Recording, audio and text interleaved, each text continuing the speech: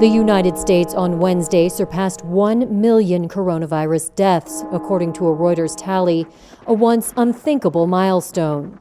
The staggering loss of life has left gaping holes in American families.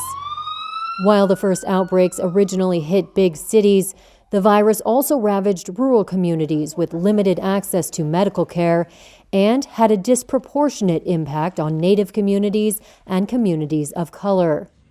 According to researchers, more than 200,000 U.S. children lost at least one parent or primary caregiver to the pandemic. The precipitous loss of life at times overwhelming the nation's first responders, hospitals, and eventually morgues and crematoriums.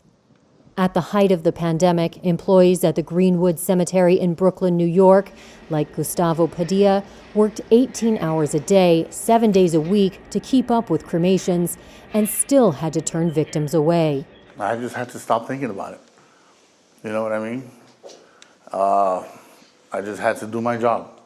The virus left few places on Earth untouched, with over 6.7 million confirmed deaths worldwide. But the World Health Organization said the true toll, including those who died of COVID-19 as well as those who perished as an indirect result of the outbreak, was likely closer to 15 million. In the U.S., as elsewhere, COVID preyed on the elderly and people with compromised health, but also killed more than 1,000 American children.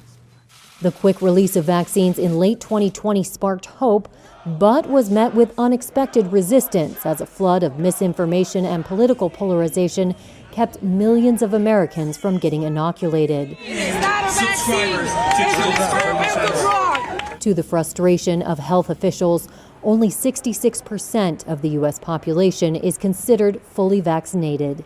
It's mind-blowing. I can't believe that we have lost a million people. Dr. Joseph Varon is Chief of Critical Care and COVID-19 at United Memorial Medical Center in Houston, Texas. He made headlines around the world in 2020 when he said he was fighting two wars, one against COVID and one against stupidity.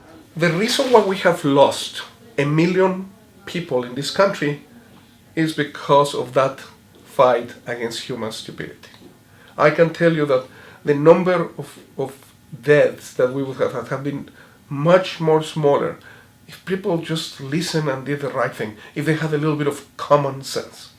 With the threat subsiding after the most recent wave, many are shedding masks and returning to offices, restaurants, and bars, believing the pandemic is coming to an end.